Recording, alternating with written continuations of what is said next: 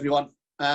Today I'm with Nick Peet, famous from Fight Disciples, rated the best sports podcast by the British podcast. What was it? UK British Podcast Awards. British Podcast Awards, yeah. 2 years running. And 2018. Where I really know you from, one of the three hosts of Open Mat on BT Sports, and also director of Fit to Fight UK. Have I missed anything? I think that's about it at the moment. That sounds good. That sounds pretty good. I'm an Evertonian, but let's do football first. How was it for you this year when Liverpool won the league? It was stuff on Instagram, so I should imagine you were buzzing.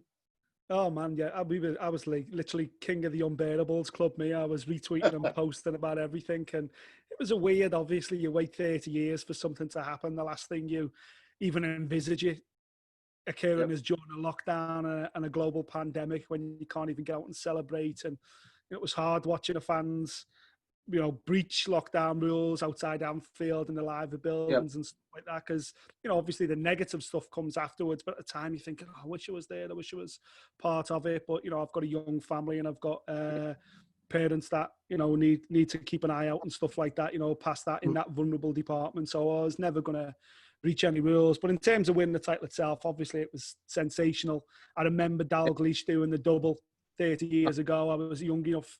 I was a season ticket holder then. I've been a season ticket holder throughout all this period, even though I spent 6 7 years in the press box at Anfield. I retained my season ticket, and it was just we came close a couple of times over the last few years. I was in Istanbul, so I thought, well, at least I've got Istanbul. At least that's like, as an adult, I got to enjoy Istanbul. But whether this one topped Istanbul, I don't think it actually did. But the significance of it all, just winning the title again and silencing the songs of every single fan base that comes to Anfield about no Premier League titles.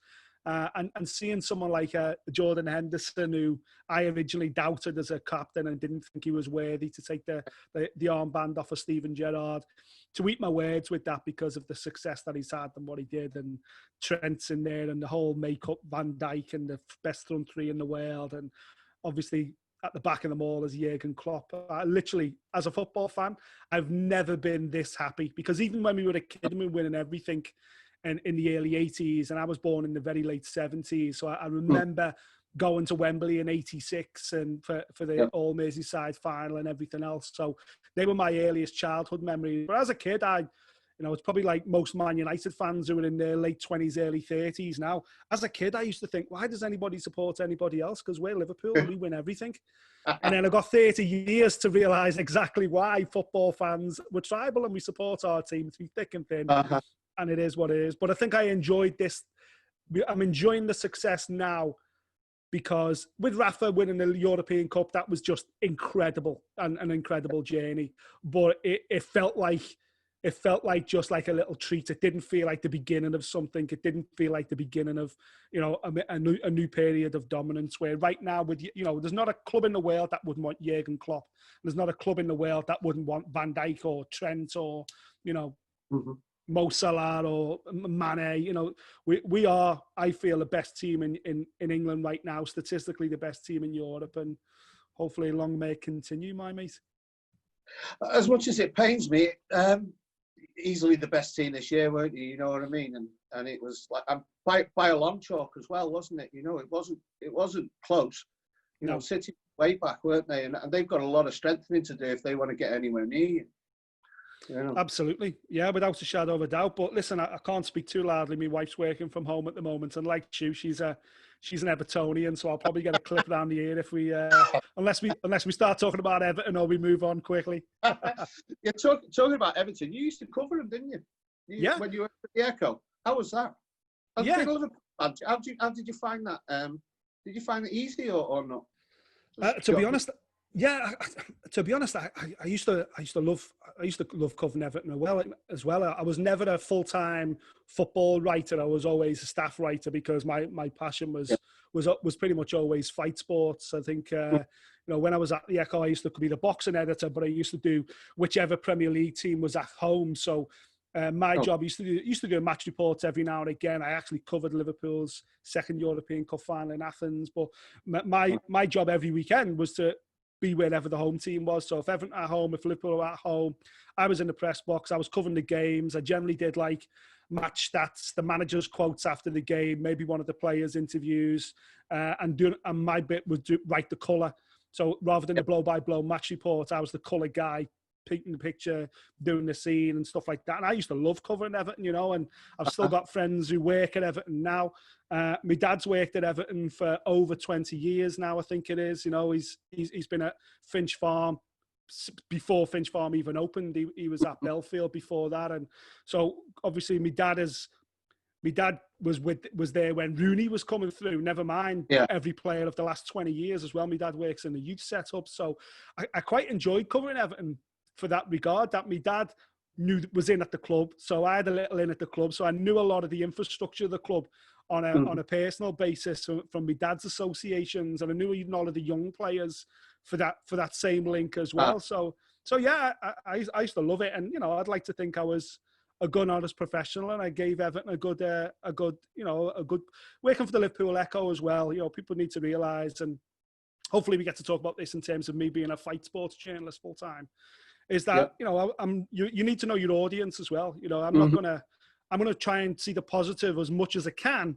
in anything Liverpool or Everton may do on the pitch on a Saturday afternoon, because that's what the audience wants to read. And I'm a true believer that newspapers and media outlets, while on a national level, there's a responsibility to report absolutely the news, there's also a responsibility to pick people up and to improve people's mental health and to give people something positive to look at, you know. And I hated it when I worked at Liverpool Echo that the front page every single day was like murder, death, kill, murder, death, kill. You know, it was always something negative. Someone getting robbed, someone getting shot, some gang in Croxteth doing this, or someone do. And you just thought, why have I got to get to page 5 to find out that the Liverpool has just been awarded, like, you know, a huge grant from the European funds, or you know, some young disabled girl has walked 20 miles or whatever it may be. For me, that's front page news. Let's do the positive stuff on the front. So I wish it was that. It's a thing that I come across as well. I've just been cycling through Mexico and South America, and everyone's like, oh, dangerous, be careful. People are so nice, you know what I mean? And that doesn't get publicized, that, you know, the Mexican people are great. Colombia's, the people are amazing there. And I wish, you know, I was thinking on that trip of how could I do some positive news channel, you know what I mean? So, best beer in the world. Sounds like you drank the best beer in the world cycling through Mexico. I don't drink. Oh, no. What a missed opportunity. 20 odd years since I've had the drink. Or if I'd have been drinking, I'd still be there now. In some ditch somewhere. You're talking about at the Echo as a fight, doing boxing. How did you get into that? I heard that you loved Old Trafford for some reason. Yeah, exactly. So my dad was like a really top level amateur footballer, almost turned pro when he was a young kid. And obviously, like most lads from the UK, I followed the similar path and had trials for Liverpool schoolboys, and, you know, harboured dreams of being a professional footballer realistically until I was about 13 or 14, and then got released by certain clubs. I was up at Burnley at one point, and then I was doing this and doing that, and then my dad, being a realist, sat me down and was like, you ain't never going to make it as a footballer. You need to try and find a new path, kind of thing. And I was always obsessed with sports. And around the same time, my cousin Carl Teasdale had boxed in the ABAs, and we used to go and watch him in the ABAs. And my dad was always a big boxing fan anyway. It was always football and boxing with him. And as a surprise, one week he turned around and he said, listen, Saturday night we're going to Castle Grayskull. And I was like, we're going to Old Trafford? Why the hell would I want to go to Old Trafford? Because I was like a fierce, as a Liverpool fan, I just hated. I'm old now and long in the tooth, so I'm a little bit more about sport now rather than, and it's rivalry rather than anything else. But as a kid, I hate Man United. I detested them. The mere thought of going to Old Trafford just made me angry. And I was like, you've got no chance. Why the hell would I want to set foot in that hole? And he was like, no, I've got tickets. We're going to go and see Nigel Benn versus Chris Eubank. And straight away I was like, oh my because I'd never been to a fight of that magnitude before. Never been to a world title fight. Which was that one in '93? Was that the? That was the second one. The draw. It was the draw. Yeah. So we got on this bus, and it was all my dad's footy mates who we played footy with every weekend, and I was the only kid on the bus. And one of the lads who played footy with them, Alan Levine, he was supposed to be boxed on the undercard. I don't think he boxed in the end, Alan, but he'd sorted the tickets. We had tickets through him and everything else. Got in there. We were sitting on the pitch. You know, it's just incredible. The ground wasn't. The ground was a load of shite, but the atmosphere was unbelievable. The boxing ring in the middle, and then. You know, I think Eubank walked first to Simply the Best. And I was like, that's it, Dad. Eubank. I'm a Eubank fan. I'm in. Like, it's Eubank all the way. And then Nigel Benn walked to this, like, famous drums, like a dance music song, but it was all drums. And I was like, oh, no, I'm Ben. I'm Ben. And that continued throughout 12 rounds. I was just, like, completely flip-flopping. 1 minute I was Ben. 1 minute I was Eubank. And then obviously the draw at the end, I could have scored that myself because I'd flip-flopped so much. And I think on the way home then, I realised as much as I loved football, there was something about boxing and fight sports that just got to me. You know, it just spoke to me inside, because as a footballer and someone who played football their entire life, and I still try and play football now, you know, I watch certain players and think, I'm better than him. Even now, I'm 42 now, and I still watch certain players. Like, I'm watching Maguire thinking, Jesus Christ, I'm better than him. You know, but with boxing, and not long after, my dad took me to a boxing gym. We did some boxing training because I just became obsessed. And I had been for a long time, the Rocky movies and everything else were my favourite movies as a kid. And I'd been to boxing gyms before and done some training. But I'll be honest, every time it got to the sparring, my arse would drop out the back of my pants. I just didn't have it. The nerves would take over me, and it would overwhelm me. And that stuck with me right through my teenage years as well. I'd go boxing, sparring would scare the life out of me. And then I went to this big world title fight, and something just clicked then. I thought, these men aren't built the same as me. These athletes, I could do that on a Saturday. I still convince myself I could play for Liverpool on a Saturday in front of 40,000, no problem. I couldn't step into a boxing ring in an ABA final in front of 500 people. Never mind ring walk at Madison Square Garden. And that just stayed with me professionally. And then, you know, I done what most kids do. I finished school with a couple of GCSEs, didn't know what I wanted to do. Went and done some A-levels, dicked around a little bit. You know, I was always good at English, quite enjoyed it. And I thought, I'll go and do an English degree. And, you know, but it just wasn't me. I wasn't really, I'll be honest, I'm not the most... I was never really that good at education. It was just easy to me. I never revised and got quite a lot of GCSEs. Hardly revised, picked up a couple of A-levels. You know, I guess I'm just naturally bright in that regard. And then I was stumbling around waiting for my degree course to start. And a mate of mine was studying to be a chef at a college in Liverpool called Colquitt Street. And in the same building, it was like chef school in the basement, hairdressing school on the second floor. So it was full of girls, obviously, full of babes. And he was like, oh, you need to get down here. Not only can I give you free lunch because we're practicing to cook and we're giving the food away, but there's loads of birds in the canteen and blah, blah. So as a young lad, obviously, great, happy days. So I goes down there, and I'm spending it literally every other day at this college, even though I'm not enrolled for any courses. I'm just getting fed for free, and I'm obviously trying to chase girls as much as possible. And then I was wandering around one day, and I just seen this sign for a journalism unit, and went in there, had a little chat with the woman. Her name was Sandy Felton. She was running the course, and it was like the first or second year it had been going in Liverpool as a journalism, and it was a post-grad course. And she said, well, tell you what, before your degree starts, why don't you come? You've got a couple of weeks. Come on the course, sit in for a few lessons, and then if you're into it, you know, go and do your degree, and then a couple of years' time, come back and do this post-grad course. Great. So I did that, and then a couple of weeks went by. Nobody said anything. A couple of weeks later, no one said anything.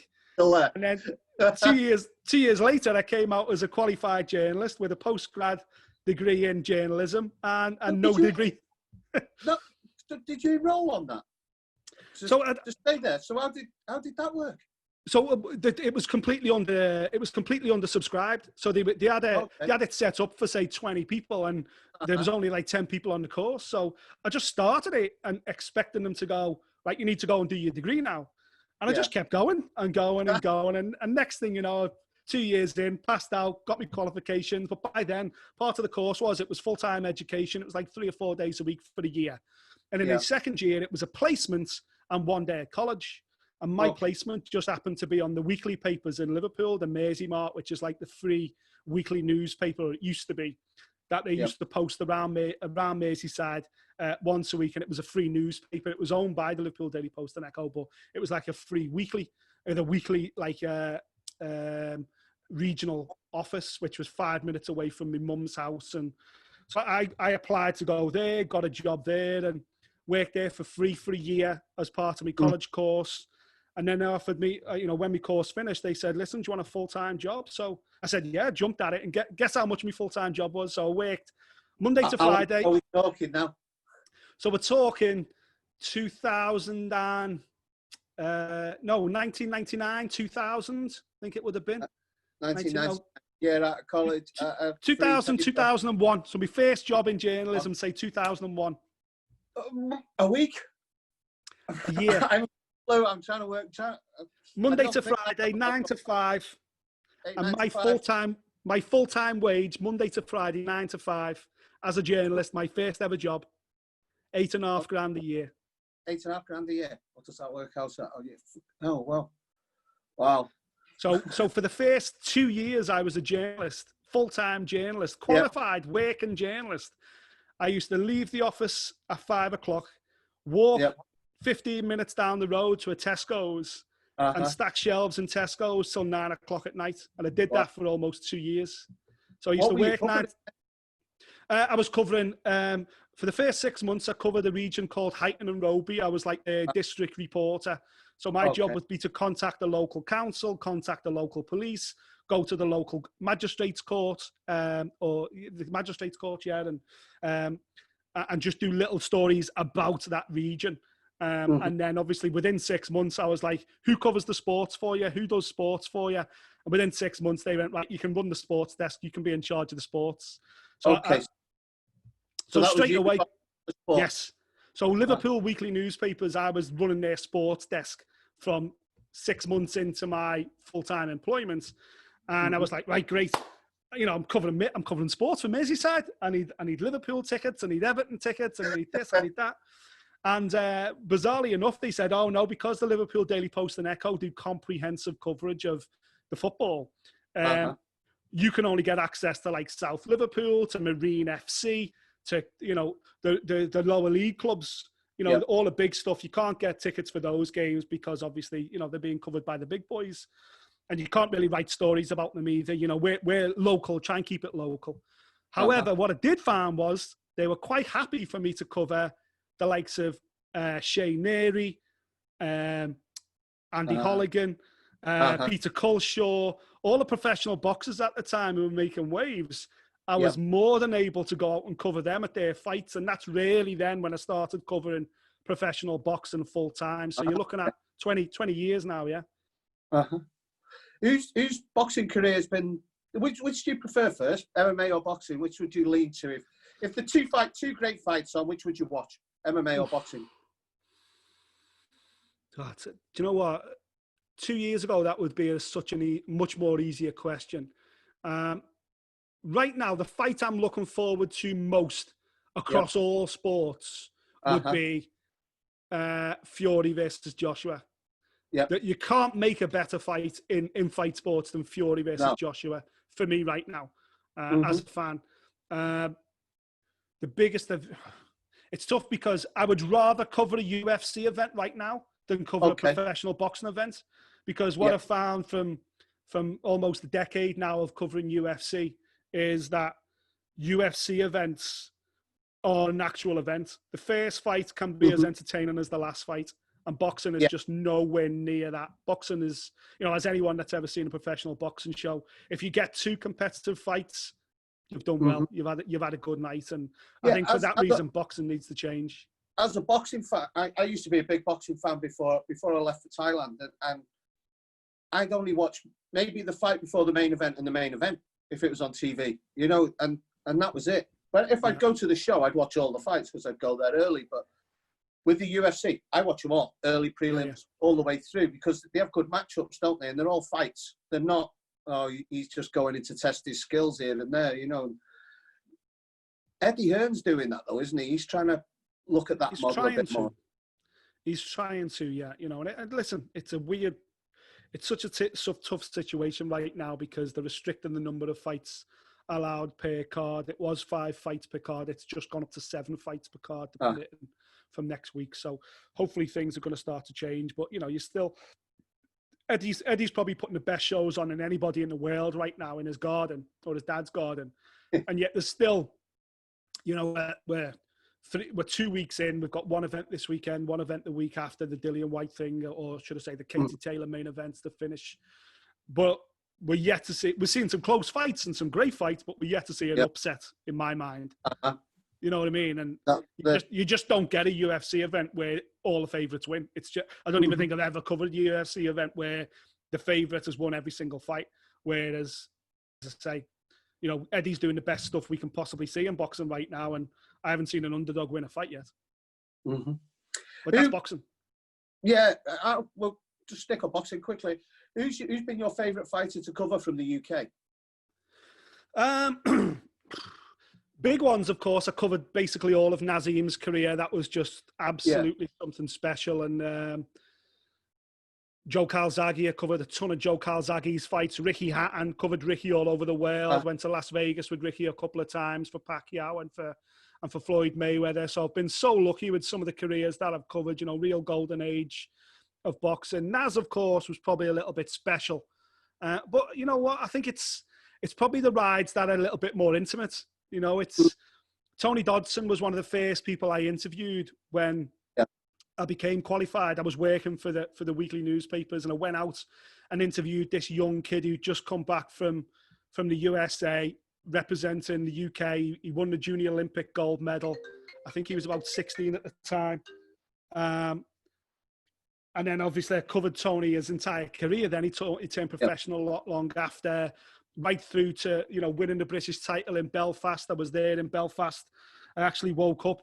He won the British title in Belfast. We went back to the hotel, had a few drinks. I woke up first thing in the morning. Literally set my alarm for about 6 a.m. and I had breakfast ordered to the room. And I had another beer at breakfast because England were playing in the World Cup final. Do you remember when Johnny Wilkinson kicked the goal in the World Cup final in the rugby? Yeah. Well, that was the morning after Tony Dodson won the British title. So it always sticks in my mind because, like, what a mad few hours that was. So covering Tony's career, and Tony was on a lot of big bills as well, the Nas bills, the David Hay bills and all that. So being able to get close to a Liverpool fighter as the Liverpool journalist, and being able to be in the dressing rooms and hotel rooms of fighters like the Smith brothers and David Price and Derry Matthews, and then of course, you know, probably the most successful of them all, Tony Bellew. I went to school with Tony Bellew. He was a couple of years younger than me, but his brother was in my class in school. Wesley, he was a little bit older than Tony. So I always had a real close connection with Tony Bellew from the minute he won the novices right through until obviously he won the WBC belt at Goodison, and then the 2 fights with David Hay. I was always so close because we're mates. You know, we play 5-a-side together now every week. You know, he's not just someone whose career I've followed and I've built a relationship with. He's actually a friend of mine. We went to each other's weddings. You know, we're mates. You know, he's one of the lads. So, what was that night like at Goodison? Literally, in my career, nights of enjoyment. Yeah. Double check where the wife is here. Like I won't put my kids' births on there because obviously nothing will ever beat that. But in terms of, you know, there's the wedding there. The wedding's good. The wedding was good. And there's Bellew Maccabi right there at Goodison Park. That was special. And then somewhere literally like a hair above that is Istanbul. Obviously, as a Liverpool fan, I can't have my greatest moment being Goodison Park. It's got, you know, Istanbul, nothing will top that. But Bellew versus Maccabi, just because, again, I've been on that journey with him. I've been everywhere with him. Unfortunately, I wasn't able to go to Canada when he lost, but I was there ringside for both the Nathan Cleverly fights. You know, it was like going on that journey with like a relative, a brother. You know, I sat in a rented terraced house in a tough area of Liverpool with him and his now wife Rachel when he had 2 boys, and Rachel was pregnant, and Anthony had 2 broken hands from a fight, and he was working in a pillowcase factory, and he couldn't go to work. He couldn't work on the doors. They didn't know how they were going to pay the rent. There was nothing in the fridge. I seen him then. I was talking to him then. He was my friend then. So people don't realize he had nothing. He had absolutely nothing. And they gambled everything in their lives because he's bright. He's brighter than what people, or he likes people to know, Tony. He's an intelligent lad. And they gambled everything on him becoming as successful as he was. And out of all the fighters I've covered, and you probably say I've covered Merseyside fighters more intently than anybody else, just because of the geography and my background from the Liverpool Echo. But Bellew's one in 10,000 boxers that I've interviewed, spoke with, covered their careers. Yeah. In the last 20 years that I would say, have achieved the dream. He's the only one that has achieved the dream. Obviously, I'd throw probably Callum Smith, Liam Smith, Rocky Fielding to some extent. I'm probably missing 1 or 2 now that have achieved it, that don't have to worry about money, and their kids don't have to worry about money. But Bellew's earned proper money, like boom. You know what I mean? He's retired, and I'm so glad he's adamant he's retired and he's never ever coming back. And because he doesn't need to come back financially, he doesn't need to come back in terms of his legacy. He's done all he needs to do. He's arguably the greatest ever Merseyside boxer. It looks like, Callum Smith may well surpass him, and there may be a new generation below Callum Smith that may well surpass Callum Smith, and I hope they do. But just because I've been so close with him over the years, and he is me mate, it's been a bit special. He achieved more than I expected him to achieve, if I'm honest, if you know what I mean. And I know he's good, but he's got a great personality, and he sells fights like that. But I didn't expect him to do as well as he did. And like with David Hay, I wasn't sure how he'd get on there, and he'd done well against him. Like, it was really nice to see. He knew. He always knew. He always knew that.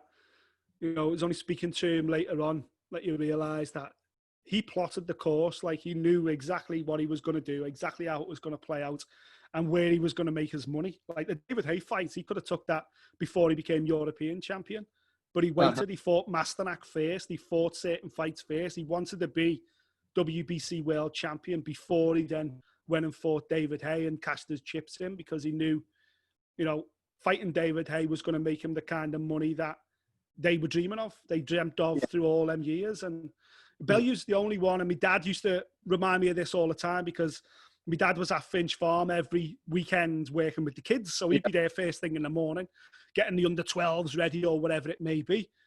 So my dad would get there at like 7:30 in the morning and walk in. And as he'd walk past the gym, obviously the first team wouldn't be in there.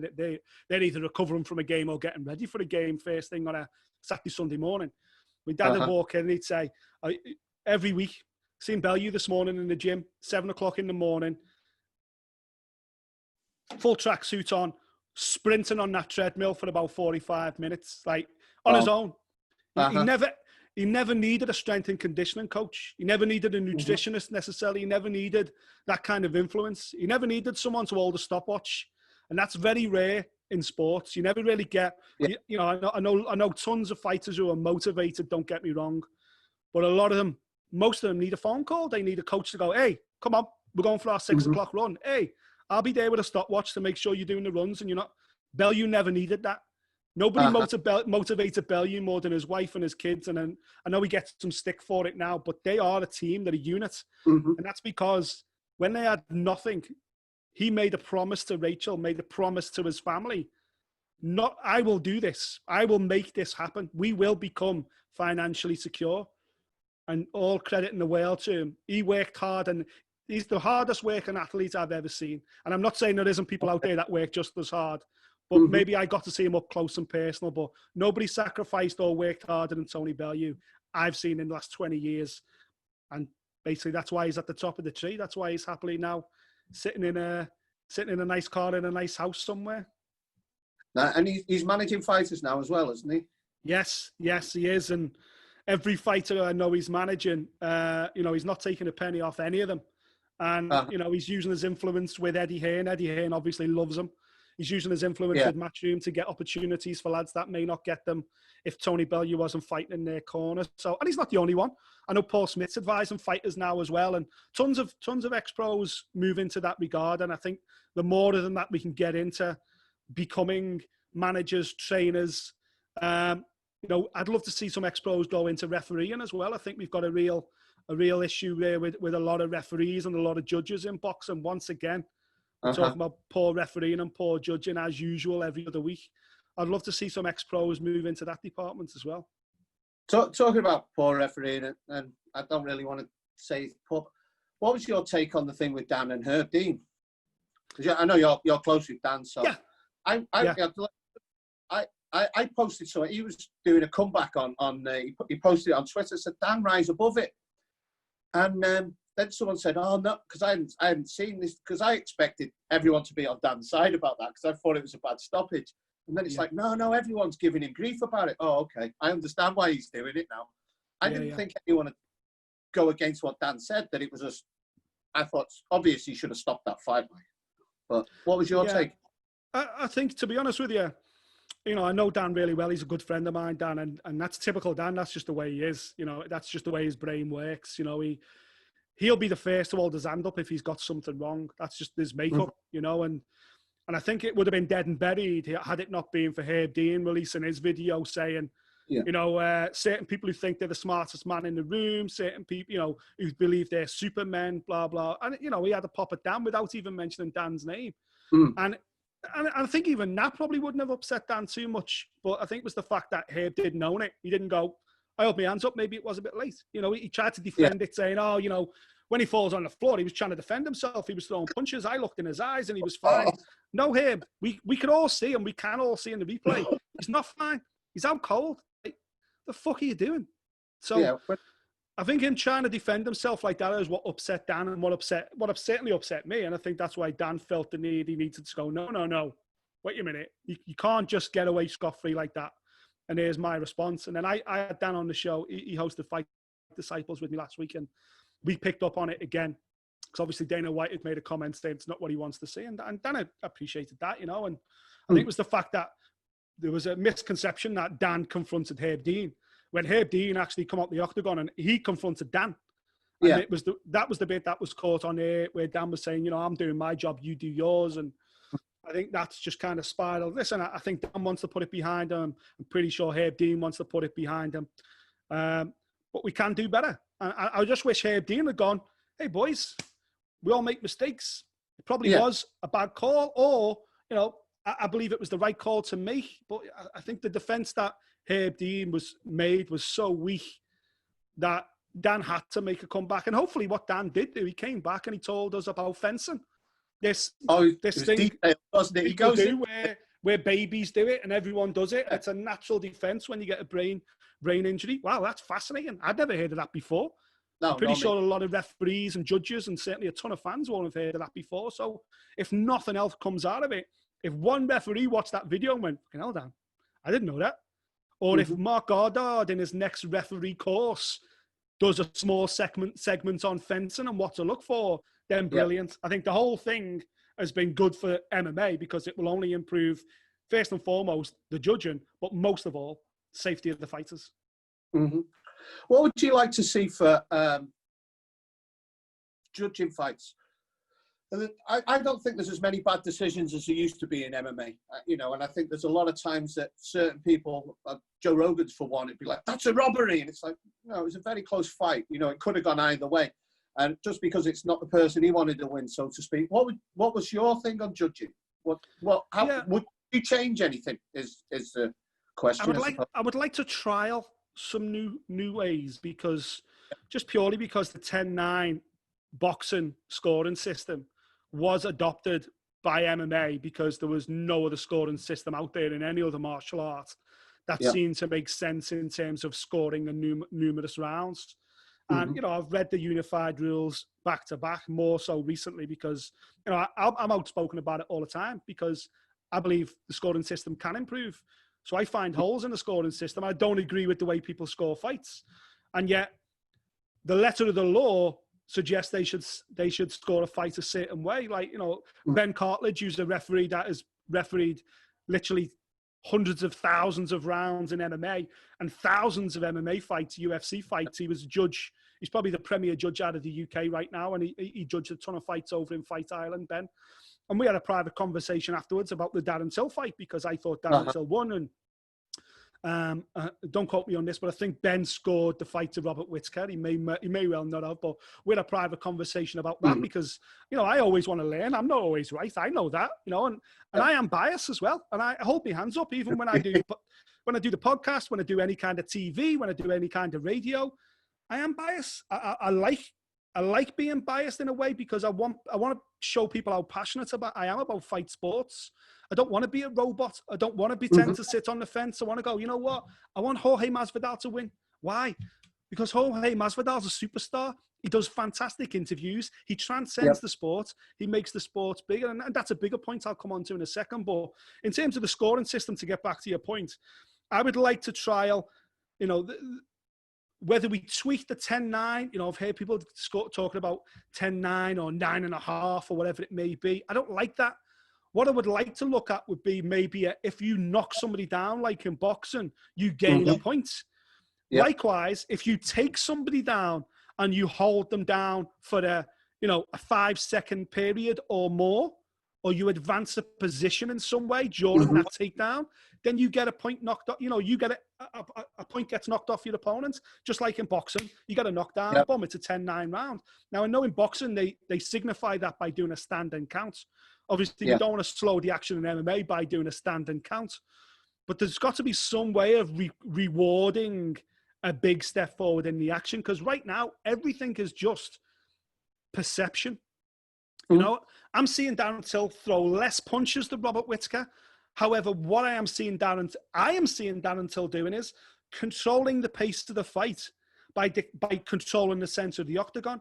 When he moves forward, that's when Whittaker's engaging. When Till moves forwards, when he's throwing shots as well. So Till is the one who's instigating the action. So for me, he's controlling the pace of the fight. He's controlling what happens inside there. For me, that's got to be rewarded. Now, Whittaker throwing 4 punches but landing 1. Does that count more than Till only landing 1 punch for every one of his 4, but that 1 punch landing more often than not and snapping his head back? So stats will always be swayed, because whoever has the most output will obviously have the most success. But does that success correlate to actual damage? In that last round, Till was the only one who landed a decent shot. He landed a big elbow. Whittaker was rocked for a second. Boom. For me, that's the big moment in the round. After Herb Dean stopped the fight incorrectly, it was a poor step in from Herb because of an eye poke that wasn't bothering Till. But that for me, that allowed Whittaker those critical few seconds to reset, look at the clock. Okay, 30 seconds to go. Close as fuck round. I'm super experienced. I know what I need to do. Boom. Take down. Now, the fact that Till's bum hit the ground and he bounced back up within 5 seconds on 2 to 3 of the occasions or whatever it may be, I want to reward that. I want to reward the fact that he bounced straight up. And I think that's where too much grey area comes into it. You know, as I say, I've read the unified rules. I know how the judges are told to score rounds. That doesn't mean I need to agree with it, you know. And maybe it's because I'm from a striking background, similar to yourself, that I probably will reward a striker more than I will a grappler. And that's on me. That I can't deny that. I think that's more eye-catching than holding somebody down on the ground. However, holding someone down on the ground, like, say, Kamaru Usman does, or a John Fitch, probably more particularly, compared to what Habib does, or this new kid, this Chimaev, Jesus Christ, that's chalk and cheese. Them kids Chimaev's taking you down to beat the living shit out of you on the ground. There's a big difference from that. Exactly. That's a whole lot different from what, say, a John Fitch used to do. You know what I mean? And I totally agree. That should be rewarded. So, yeah, I would like to see experimenting with maybe more 10-9, 10-8, 10-7, 10-6 rounds, or even an 8-6 round. You know, let's reward the action as it happens. Because a 5-minute round is so big. It's such a long period of time. It's hard to remember what happened in the first minute. It's hard to remember. Oh, shit, he landed 2 amazing spinning elbows in the first minute, but spent the final minute on his back trying to get back to his feet. suddenly you go, oh, that swayed it for me now because he was getting control. Wait a minute. What about the 2 spinning elbows he landed in the first minute? So I think there certainly needs some more investigation there. I know, listen, I also wouldn't be against 5 judges as well. And I know that makes it worse, but I would have 3 judges at ringside and 2 judges in, and this is, I know this sounds crazy because of how much VAR's ruined football, but 2 judges in a room with no sound on, with no commentary, with no fans, just watching the live feed of the fight. Yeah. From the camera angle as well, from every angle there. And you haven't got a crowd influence in that. I don't know about you. I like the old Pride way, where you score the fight. I know that means that you can miss what's at the beginning and things like that. But there's times when you just about scrape that round, but I'm way ahead on this round.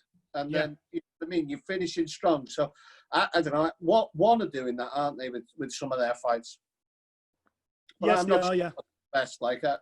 It depends when we look at it. Is this a fight or is this a sport, isn't it? And that's, I think, where a lot of it comes into, isn't it? Where what are we actually watching? Are we watching sport or are we watching a fight? Because for me, they're 2 different things. I don't know about you. Yeah, they are. You're absolutely right. They are 2 different things. And I think fundamentally, you know, it's got to stay as a sport. But I just think that something like Dana White's Contender Series for me would be ideal to trial some of the things, trial some of the other types of judging. And I think the unified rules, once again, you know, needs to be reviewed. We need to look at certain points and, you know, and just, I think right now the emphasis remains to be that taking someone down is worth a pot of gold, when I just think the guy jumping back to his feet needs to be worth it as well. Just like the guy who recovers from a spinning elbow and doesn't go down. He doesn't get penalised because he's been hit with an elbow. In fact, he gets rewarded because he didn't actually get dropped. He carries on. It's just a moment where you go, oh, what a shot. He's just been caught with an amazing spinning elbow, but he doesn't get penalised for it. Likewise, the guy who's just landed a spinning elbow, and they're fucking not easy to land, doesn't get the rewards for it. Yeah, you take somebody down. Well, boom. Oh, he's won the round now. I just don't think it. Glory tried to do it more with dynamic attacks, don't they? They reward that more than they do just like a straight right or something. So if you go spin back fist in Glory, you'll get more points, or a jumping knee. You'll get more. There you go. And it'll make fights more exciting as well, because people will try more crazy shit. So who I know Darren Till, but who out of Liverpool you're high on at the moment? Who do you think is going to be the next Sterling? There's a few good kids, to be honest. There's a few good kids coming out of next gen that I really like the look of. You know, a few kids that need to just kind of get over the next barrier. Likewise, there's a few good kids at Calbon as well. You know, we were on the mats with Darren Till week in, week out. I went mad about him at the start of the year, back end of last year, about Tom Aspinall, who's now in the UFC. And, you know, I've spent a lot of time around Calbon because of Till, obviously, and the success he's had recently. But like, a lot of people don't realise that I've got a relationship with Calbon, because let's go back to when I worked for the Merseymark, the weekly newspaper, and I was able to cover boxing. Yep. Literally within weeks of taking that job, of taking over the sports desk, a girl at reception gave me a ring and said, there's a fella down here who wants to speak to you about a young kid going to fight for a world title in Thailand, and can we get him in the paper? And I went down and spoke to this coach, and he said, yeah, I'm taking this, 12-year-old kid over to Thailand. He's going to fight for the world title. First time a young kid from the UK has ever done it. Let's go back to 1999 here, before it was fully qualified, when I was still training and working on the weekly newspapers. He's going over there, he's going to fight, in such and such a, stadium in Thailand and blah, blah. And brilliant. Yeah, let's do a photo shoot. And I put him on the back page. And that was the first day I met Colin Heron, who at the time was just a Thai coach. He ran Calbon, and Calbon was a Thai gym. And he was a former Thai champion, Colin, who was one of the best Thai coaches in the UK. And we started a working relationship then, which I'm glad to say has now become a friendship. And so it's over 20 years I've been writing about Calbon fighters, because of that moment. Colin walked in and said, can you put this kid in your weekly newspaper? And I've consistently written about Calbon fighters ever since. And Terry Etten was one of the first careers I covered in MMA. Yeah. When he was fighting on regional shows in Liverpool, he was Calbon's first ever MMA fighter. I remember covering Terry fighting in an MMA fight. This is long before the UFC. And it was the main event at the MEN Arena, the Manchester Arena. I think it was called the 9X at the time. And Terry was in the main event, and there was a guest referee was Mike Tyson. And I was ringside covering that fight. And Terry Etam choked this guy out until the guy tapped. Yeah. And he let go. And I think it was a rear naked choke, or might have been a guillotine or rear naked choke. Terry Etam chokes the kid out. The kid taps. Terry lets go, stands up. And as he stood up, Tyson grabbed him and went, "Come on, fight. Continue the fight." And Terry was explaining to Mike Tyson, "No, he's tapped. He's submitted." And Tyson was going, "Fight. Come on, fight." And Terry was going, "No, it's over, Mike. It's over. He's tapped out. He's done." It was surreal.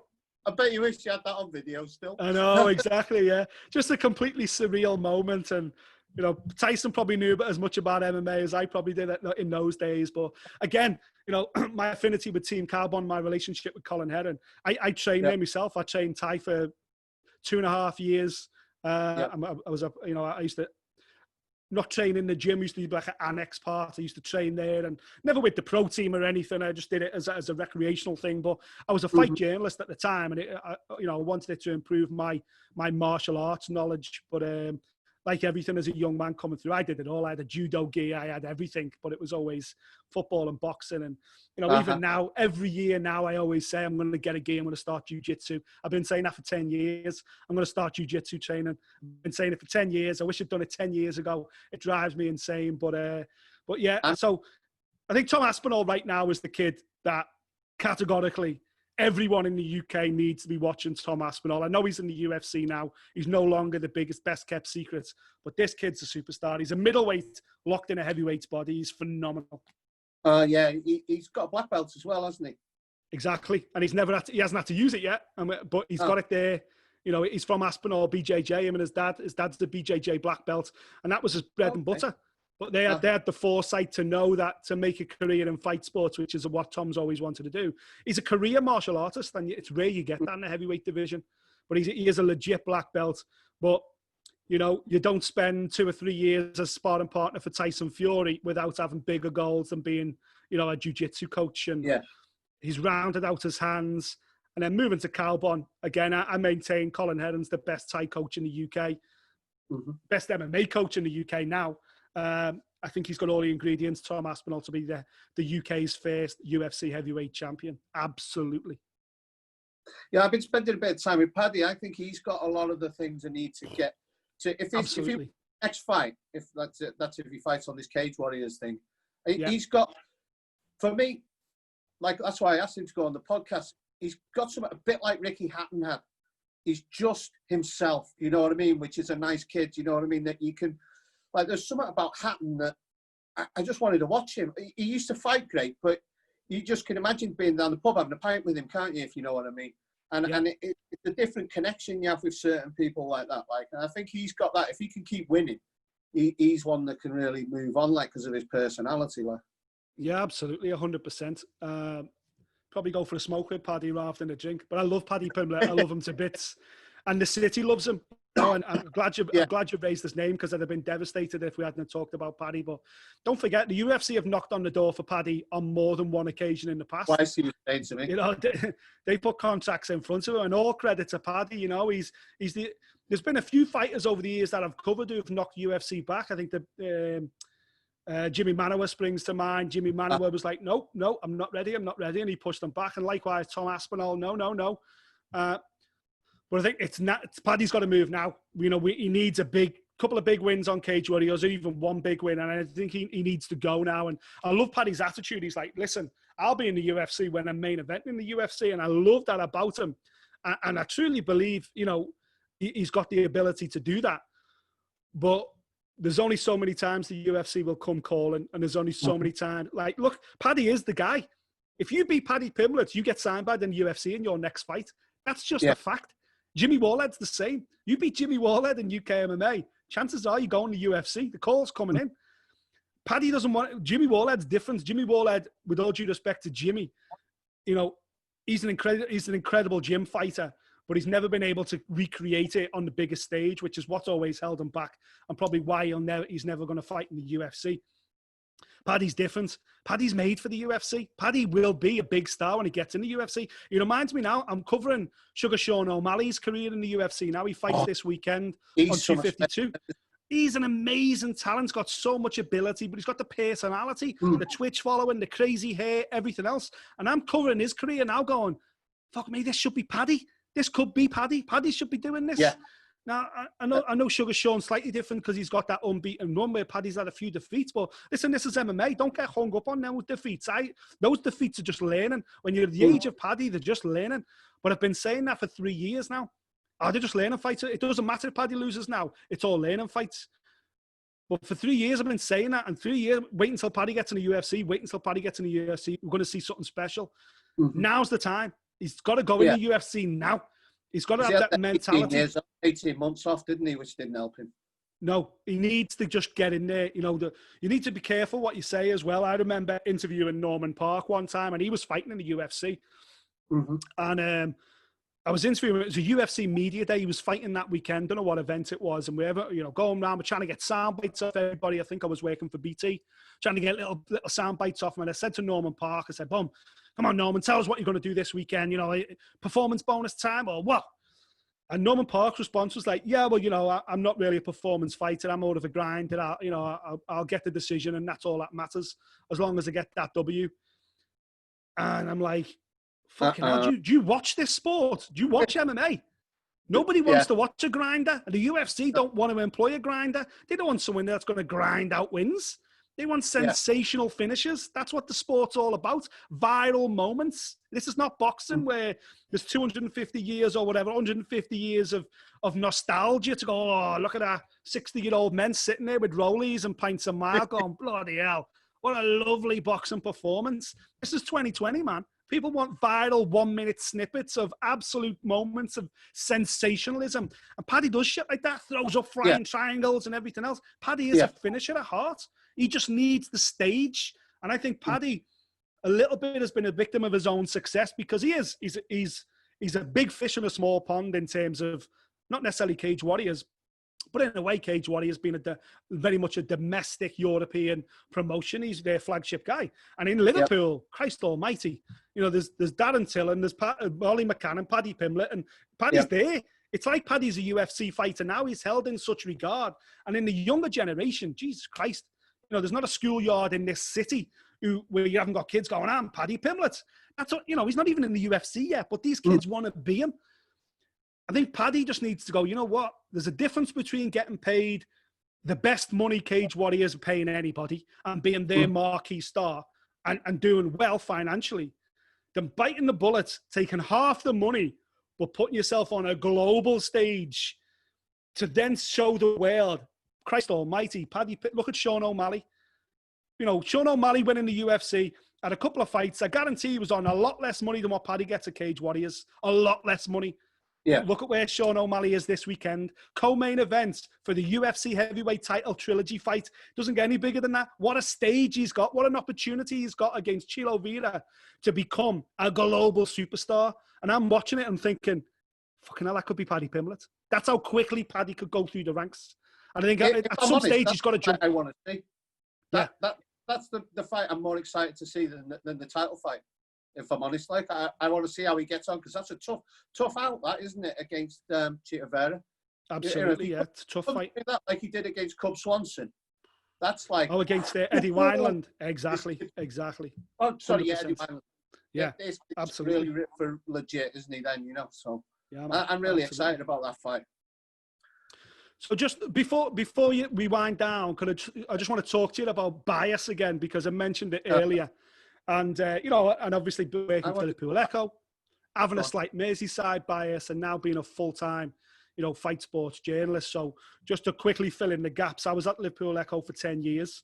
I left the Liverpool Echo because, I wanted to spread my wings. I've been in the city my entire life. And apart from I had a short stint where I lived in Australia for best part of a year. But I left the Echo and then came back to the Echo. But then I moved to London and worked at Boxing News. and was staff at Boxing News for a short spell. And I thought that was going to be my long-term future. And then maybe it's a northern thing. I just couldn't take to London. It just wasn't for me. The lifestyle, I just didn't, you know, at that time I owned a property in Liverpool. I paid a mortgage. I had a garden. I had a car. I had a life. I used to go 2 holidays with the lads every year. I used to, you know, and then I moved to London and I was living in a shared house and I was eating pot noodles and I was like, no savings, spending every money I could just to live in London. And I fucking hated it, you know, and it broke me heart to do it, but I started looking around and then I spoke to the owners of Fighters Only, which is the world's biggest MMA magazine. At the time, I didn't even know they were based primarily in the UK because they sell themselves as being based in the US, but having a UK office. And I thought the UK office was the small office and the US office was the big office. But I was soon to find out actually they were based in the UK, based in the Northeast, somewhere who had strong family links to. So I spoke to them and they offered me the title as editor of the magazine. And, you know, I'd been assistant editor at Liverpool Echo. I'd been art director and a writer at Boxing News. So, you know, I was ready for that step. But when it came, I was like, holy shit, what a great opportunity to become editor of a global magazine. So I moved to the Northeast, spent a lot of time in Vegas during those 6 years. Absolutely loved my time at Fighters Only as editor. I think we did some amazing articles. I launched another magazine for them, which was called Train Hard, Fight Easy, which was a training manual magazine all about fight sports, which later evolved into Train, which you can still pick up now. It's more of a mainstream fitness magazine now, but I loved my time at Fighters Only. And obviously then I became a full-time UFC journalist or MMA journalist, but predominantly UFC, when I really went to the next level, as I say, covered events all over the world. Was really fortunate in that regard. And then now I left there 3 years ago to start Fight Disciples because I realized there was a massive opportunity with podcasting and broadcasting, and BT Sport committed to giving me more work because I was doing bits with them. And now I'm basically a full-time broadcaster. I do a lot of writing for BBC Online, their sports side. I do broadcasting for BT Sport, as people know, and obviously Fight Disciples is my main kind of bread and butter. Myself and Adam Catchell started that, and as you said at the top of the show, numerous awards, and we run our own beer and we sell our own t-shirts, and that's become an absolute monster in itself, and I'm so proud. But I get called biased a lot, and we get stick for siding with certain fighters and supporting Jorge Masvidal instead of Kamaru Usman, and supporting Conor McGregor and rather than other fighters. And you know, people need to understand there is always going to be bias in life. You're always going to say, you know, I'm always going to champion Tony Bellew. I'm always going to see the positives with him. I'm always going to champion certain fighters who I've got relationships with and certain coaches. And that's just human nature. And I don't think that's anything to hide or be ashamed of. I think it's something you should embrace and say, listen, man, I've got a relationship with this guy and that's how it works, you know. And I'm not trying to blow smoke up your ass now, but that's one of the reasons I wanted you on here, because I wanted to speak to you, because it's like that enthusiasm comes through for the fights and the bias. It's like, yeah, you support them. Yeah, great. You know what I mean? And I like to hear your opinion on it, whether I agree with it or not. It doesn't matter. I like that honest opinion. And that's refreshing to me, instead of being trying to be this bland, right down the middle thing of course. No, I love Darren Till. Yeah, so what? Exactly. You know what I mean? Exactly. You know, and I think in terms of Conor McGregor and Jorge Masvidal and, you know, Sean O'Malley, people like that, you know, I pay my mortgage. I build my career. You know, what stops me from having to go back to Tesco's and stack shelves again 20 years later is because fight sports right now is exploded. It's booming again. It's real, you know, COVID aside, boxing and MMA is enjoying a real resurgence. Certainly MMA, obviously this is the emergence as much as the resurgence, but you know, boxing, Eddie Hearn, amazing stuff with Sky Sports. Like, I can't praise Eddie Hearn enough for what he's doing with boxing. You know, Frank's been doing this for longer than most of us have been alive. You know, he knows every trick in the book. But you know, boxing right now is doing incredible things, and British boxing, especially with Tyson and AJ and Billy Joe Saunders and the Smiths, you know, Josh Warrington. It's a brilliant time to be a fight sports journalist. I don't want that to end. I want that to continue, because this is my livelihood. I'm passionate about it because I love it. I'm ingrained in it. But this is how I pay my mortgage as well. I will always champion Jorge Masvidal over a close decision against Kamaru Usman. Why? Because I want Jorge Masvidal to win. Because Jorge Masvidal brings more eyeballs. More people want to cover the sport. More people want to watch the sport. Kamaru Usman, with all due respect, a sensational welterweight champion, the best welterweight on the planet. But he's not yet transitioned to become a global star. He's not yet made that move for people outside of the MMA bubble to have an interest in what he's doing. Masvidal has done that. Masvidal, as those numbers suggest on the pay-per-view, over 1 million pay-per-views. He's joined Conor McGregor at the top end of the sport in terms of attracting a mainstream audience. I want that.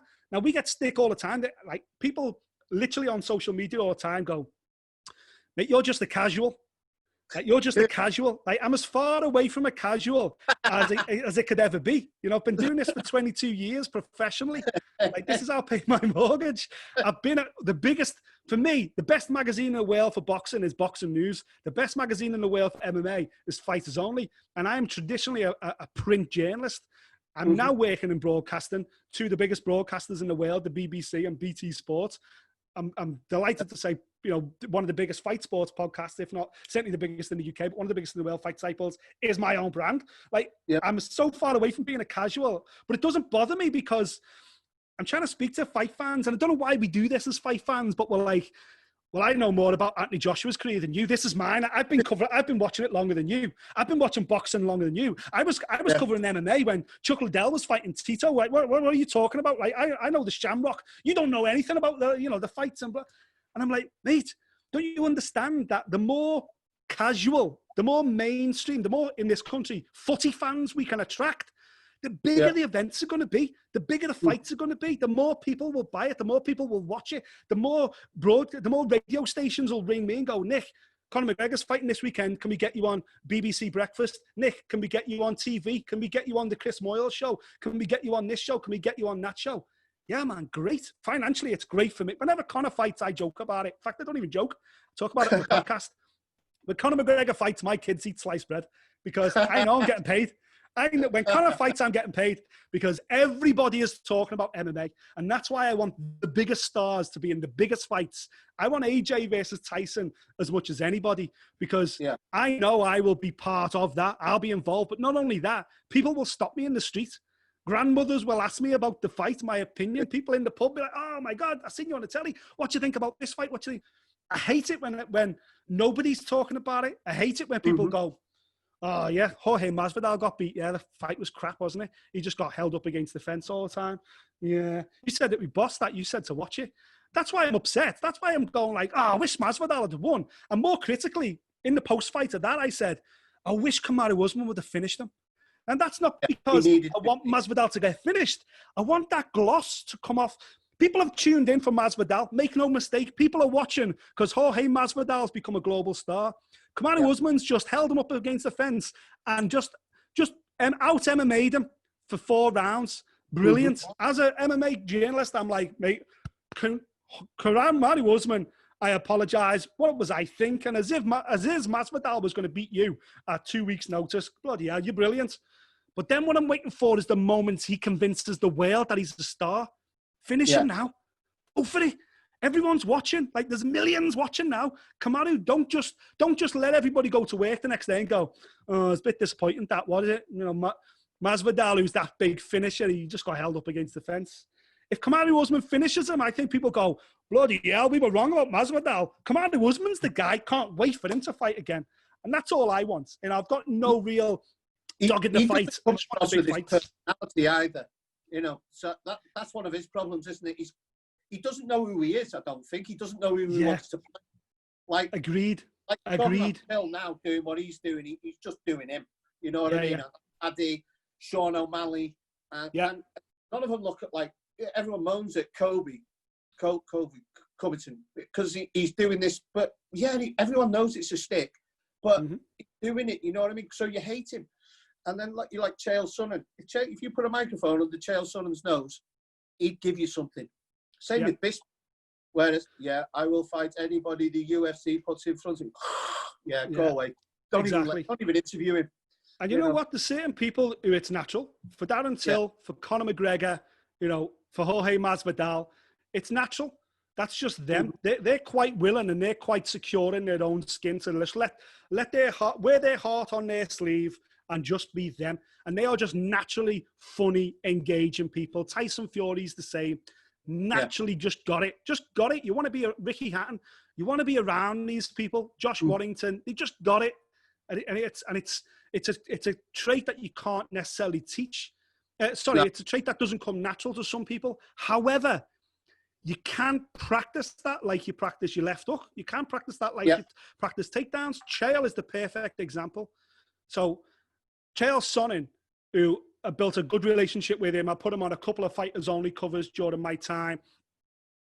Chael Sonnen used to have a writer. It was a rapper from America. I forget his name now, but I interviewed the rapper as well. We interviewed him for the magazine. And Chael used to have a rapper that he used to sit down with, and they used to write script. They used to write comic, because the rapper was a massive MMA fan as well. They used to basically write stuff before media engagements, interviews, and it was almost scripted, Chael's trash talk.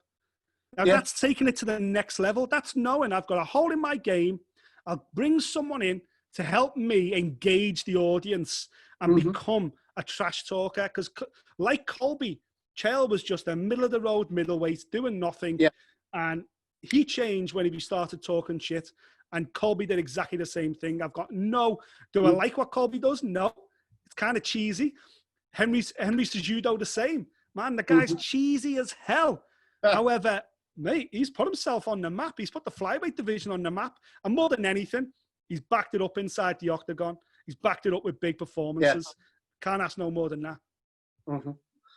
Yeah, so like David Beckham was the one. I remember David Beckham when he got sent off again in the World Cup. The Argentina one, the kick. Yeah, and then because his PR was terrible, he must have worked on himself in that downtime when he was getting all the death threats and everything. And then he came out, and his PR game was on point. You know what I mean? So it can be done. You can work on it. You're never going to be natural like Till or even Paddy the Paddy or Ricky Hatton, where you're just that person. But yeah, you can work on it and have something to say. If you win your fight, don't just say I'll fight anyone you put in front of me. That really annoys 100%. me. Like, that's the worst thing any fighter can ever say at any level. You've always got to look up. You've always got to look forward. And, you know, to this day, I cringe every time someone does that on a UFC broadcast because, listen, if you don't know who your next fight should be, then what do you expect the matchmakers to do about it? You know what I mean? Why would the matchmakers give you the fight when you're not going to call anyone out? And if you call someone out, guess what? Whether you should get that fight or not, if you call someone out, like today, Luke Rockhold has come out and gone, I should fight Darren Till or Hermanson. Yeah. Guess what? The first thing I will ask Darren Till when I see him next week will be, did you hear Luke Rockhold called you out? Yeah. And he'll have to reply. Whether he bites on it or not, Till will reply. And then if Till goes, oh, well, I'll smash him to bits, and then I release that, then guess what? Rockhold's going to come back on that. And then suddenly the UFC go, you know what? It's gained a bit of traction online, that. Let's do the fight. And that's the beauty of MMA compared to boxing. It can literally happen that easily. But I also think once AJ comes out and goes, I've done Pulev now. I want Fury, Wilder win it. And once Fury comes out and goes, right, I've done Wilder, that's to bed now. That's 3 times I've beat this kid. Forget Dillian White. I'm going to do AJ for all the belts. Well, regardless of what the WBC say, and regardless of what Dillian White wants or even deserves, we as fight fans on a global scale will go, fuck yeah, let's make the fight. And that fight will happen for that reason. So in terms of social media, it does play a huge part in the fight game these days at the very highest level, but also at the lowest level. Because if you call someone out, the first thing the journalist will ask is, have you heard what he said? And you will get a response. And potentially there's a fight to be made. And then if there's enough clicks on that, then bingo. Makes sense.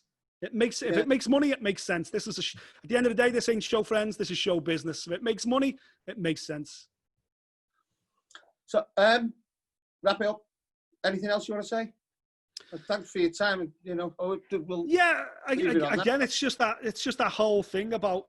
I'm proud to be biased. I'm proud to have a slant. I'm proud to say, yeah, I want the biggest stars to be in the biggest fights. And I want Sean O'Malley to be torpedoed into a title fight soon. And I want the biggest if you're in the UFC or if you're in fight sports in general, in boxing, and you're putting in good fights, but you're making no noise, you're not attracting bums on seats, you're not selling tickets, you're not selling pay-per-views.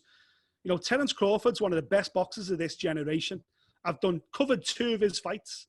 I haven't yet been able to get a one-on-one interview with him, and that's representing national broadcasters. You know, he's not a talker. He doesn't sell. By now, he should be fighting Manny Pacquiao. That should be the big fight we're talking about. He should be fighting Errol Spence.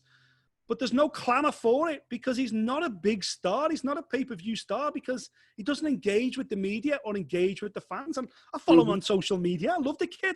Family man, proud. I've been in his presence, top bloke. Incredible fighter. But until he starts talking to the media, and not just me, but everybody, until he starts putting himself out there and selling himself, then he's not growing the sport or growing the brand. And he needs to realise, and this filters, and he's at the top, this filters down to every boxer. It's not only about selling tickets, about selling you and selling the show. Make Eddie Hearn's job easy. Make my job easy by putting yourself out there. Make the UFC's job easy. Don't wait for the UFC to call and then the UFC to set up a media day where you turn up. If you're a fighter on the UFC roster, you should be messaging people like me, people like you with podcasts going, hey man, I'm in the UFC. Get me on your podcast. I've got something to say. I'm a welterweight, right? Get me on your podcast because I'll tell you now how I can smash Kamaru Usman, how I can smash Leon Edwards, why I should be there. Who the fuck are you? You've only had one fight. Doesn't matter. Doesn't matter. Put yourself out there because guess what? There's too many people in fight sports, fighters. And this comes from training. Listen, I've been around fight gyms for 20 years and fighters, I'm proud to say, in my 40 odd years on this planet, 99% of the nicest people I've ever met, engage with, or call friends are from gyms. That's fighters, martial artists, coaches. Not only are they my closest friends, but they're also the people who I would trust most in the world. The most genuine people in the world, honest, trustworthy. You know, I could count on one hand the number of fighters I've fell out with in 20 years, and I could count on no hands the number of fighters who have kissed and made up with in the aftermath. In my personal life, away from fighting, fucking hell, there's dozens of people I've fell out with, and I still think they're assholes to this day. But it just, fight sports doesn't work like that.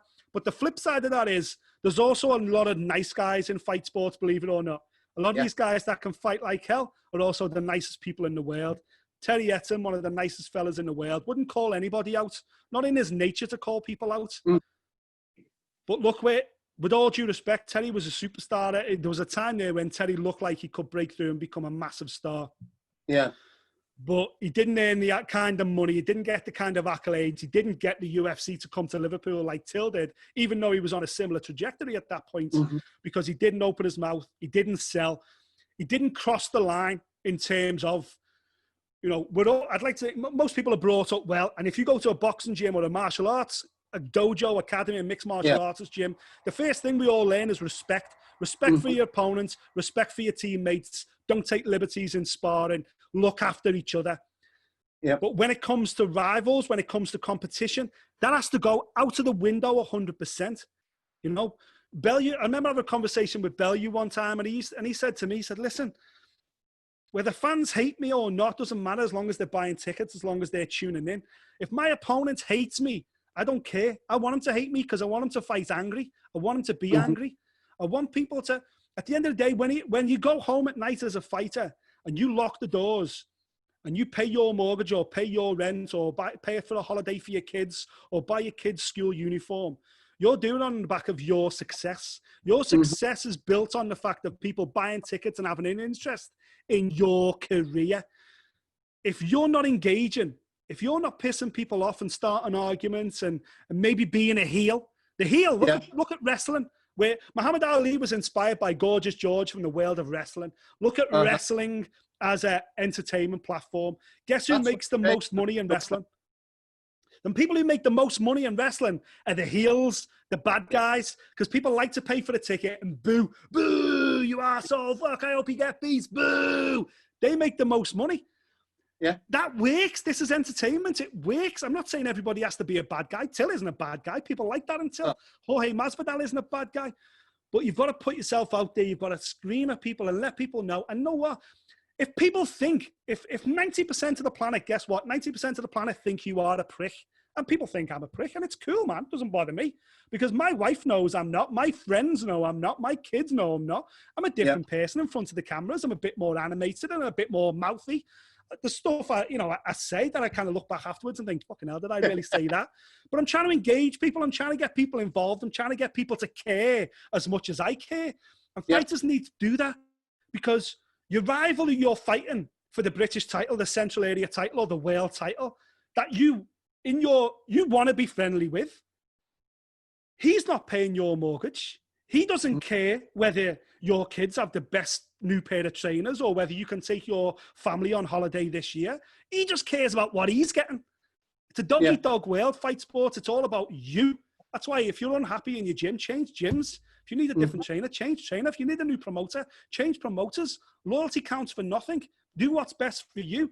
And I got that same goes for the fighters. I wish they were all as animated as I feel, as I am, as passionate about their careers as I am, because you only get this window of opportunity to make money in fight sports. And you are putting your life on the line. It's an old cliche, but you're putting your life on your line every time you go to train and go into a title fight.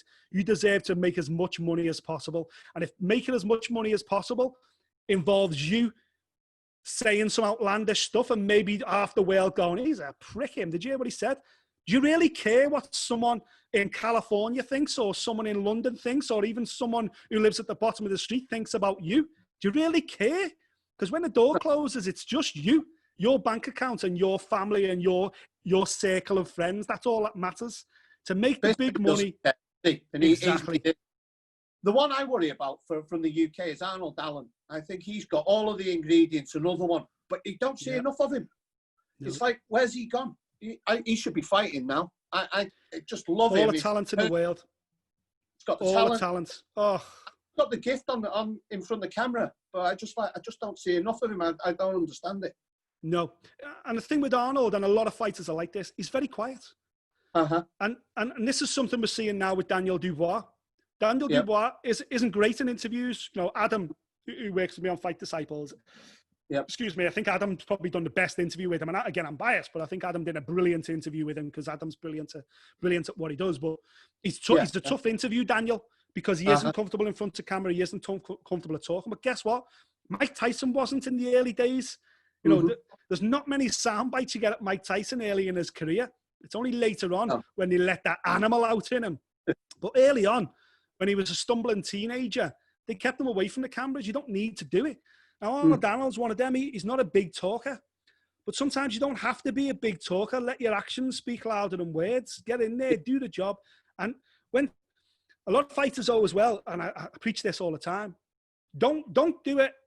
Podcast interview, newspaper interview, post-fight interview, whatever it may be, pre-fight interview. Have an agenda. Think about what Chael Sonnen style. Doesn't have to be witty and rhyming and poetry and all that. Go in there and think, right, what do I want out of this? That's what every fighter needs to think with every single media engagement they get. What do I want out of this? Why am I doing this? To improve my brand, to make people more aware of who I am. Sound. Brilliant. How do you maximize that? By saying something that resonates with fans, saying something big, something that people can pick up on. Say that. Don't wait for the journalist, because with all due respect, a lot of people covering fight sports are still young lads who are working out of their bedrooms that are not necessarily trained journalists, that are trying to build a podcast, trying to build up their own website, everything else. That doesn't mean they're bad. That doesn't mean it's not a good interview. But in times they might have a little bit less experience from like somebody like myself or Adam or whoever it may be. And they may not ask a question that's pertinent enough for that to resonate. But that's not necessarily on the journalist. That's on the fighter. This is your window. This is your opportunity to tell the world. So, you know, you do an interview with Arnold Allen. It is in some ways your job to get the best interview you possibly can, of course. But it's in Arnold Allen's interest, or Daniel Dubois, whoever it may be, interest, to give you that soundbite that's going to resonate. And I say that to fighters all the time. Let's do an interview on Thursday. Great. I never like to tell people what the interview is going to be about or what I'm going to ask them, because I would never do that. But I would like to think they would go, right, this is what I want to say. This is That's this is the point I want to say. Oh, Like our conversation today, I was keen to talk to you about me being biased. uh-huh. I am, and this Yeah. is why. I want fight sports to be bigger. I want fight sports to be bigger than football because I'm in it. This is me. This is my life. I want everybody on it. I want every newspaper, every broadcaster, everybody on the planet to go, fuck football. Fight sports is even bigger. Guess why? Because I'm riding the crest of a wave right now, and I want that wave to be bigger. So I earn more money, and I get more work, and I get more jobs. And of course, that's just human nature.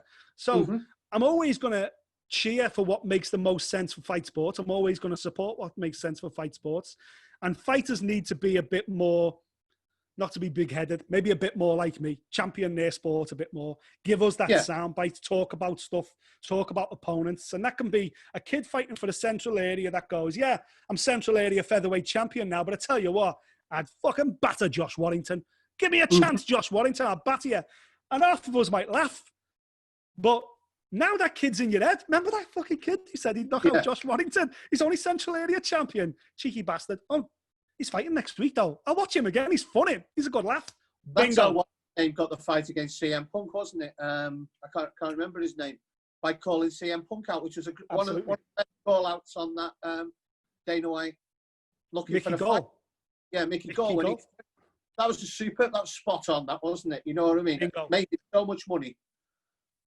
Absolutely. And that's made a star. And that's, every fighter can learn from that. Every fighter can learn from it. And, you know, everyone's quick to say, oh, Muhammad Ali. And don't only look at the careers of the greatest fighters and what they did inside the ring or the octagon.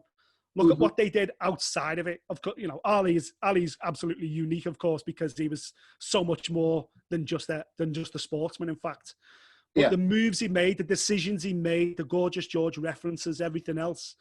Chael Sonnen bringing in a script writer to help him put words in his mouth. And Conor McGregor just launching his own whiskey brand, giving himself something else to talk about. And the whole thing, it just sells. It just resonates with us.